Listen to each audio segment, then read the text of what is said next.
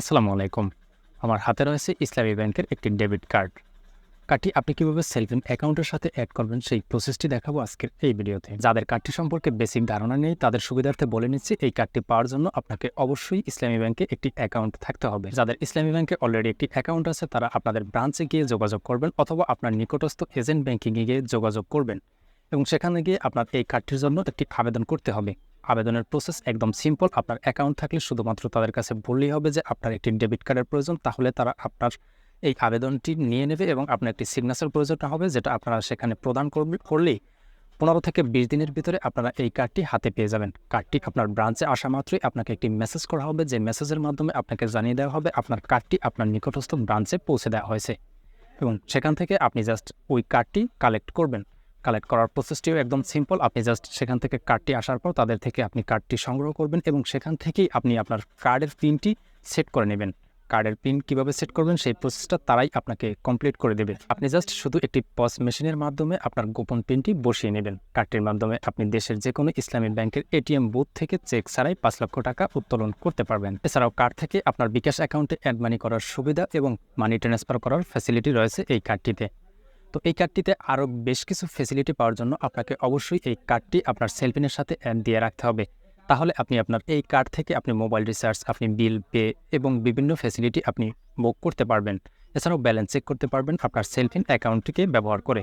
তো এই জন্য আপনি কীভাবে এই কার্ডটি আপনার সেলফিন অ্যাকাউন্টের সাথে অ্যাড করবেন সেই প্রসেসটা দেখিয়ে দেবো আজকের এই ভিডিওতে। আপনার যদি একটি ইসলামী ব্যাংকে অ্যাকাউন্ট আছে কিন্তু সেলফিন অ্যাকাউন্ট ক্রিয়েট করা না থেকে থাকে, সেক্ষেত্রে আপনি কীভাবে একটি সেলফিন অ্যাকাউন্ট ক্রিয়েট করবেন সেই প্রসেসটা নিয়ে আমি পরবর্তীতে একটি ভিডিও নিয়ে আসার চেষ্টা করব। তো চলুন আজকের ভিডিওতে দেখা যাক আপনি কীভাবে এই কার্ডটি আপনার সেলফিন অ্যাকাউন্টের সাথে অ্যাড করবেন সেই প্রসেসটি। ওকে, এজন্য চলে এলাম মোবাইল স্ক্রিনে। আর মোবাইল স্ক্রিনে আসার পর এখান থেকে আমার সেলফিন অ্যাপসটাকে ওপেন করে দিলাম। এবারে 6 সংখ্যার পিন বসিয়ে লগ ইন অপশনটিতে ক্লিক করে দেব। এবারে আপনাদের সেলফিন অ্যাপসের হোম পেজে নিয়ে আসবে। এখান থেকে আপনারা একটু নিচে দেখতে পারবেন এখান থেকে কার্ডস নামের একটি অপশন রয়েছে। তো আপনারা যে কাজটি করবেন এই কার্ডস এই অপশনটিতে আপনারা ক্লিক করে দেবেন। এবারে আপনারা দেখতে পারতেছেন এখানে আমার অলরেডি একটি ভার্চুয়াল কার্ড অ্যাড করা রয়েছে। তো যেহেতু আমি ডেবিট কার্ডটা অ্যাড করব, তো ডেবিট কার্ডটাকে অ্যাড করার জন্য এখান থেকে একেবারে নিচে কর্নারে আপনারা একটি প্লাস আইকন দেখতে পাচ্ছেন, জাস্ট এখানে ক্লিক করে দিবেন। এবার এখান থেকে আপনারা 3টি অপশন পেয়ে যাবেন কার্ড টাইপস এই সেকশনে। তো এখান থেকে আপনারা যদি ক্রেডিট কার্ড অ্যাড করতে চান সেক্ষেত্রে এটা সিলেক্ট করে রাখবেন। তো আমি যেহেতু ডেবিট কার্ড অ্যাড করব সেহেতু জাস্ট এই যে ডেবিট কার্ড এখান থেকে আমি ফিল্টার করে নেব। এবার এখান থেকে প্রথমে যে কাজটি করতে বলতেছে সেটা হচ্ছে first 6 digit of cards number, অর্থাৎ আমার কার্ডের যে প্রথম 6 সংখ্যার যে রয়েছে সেটা আমার এখান থেকে সিলেক্ট করতে হবে।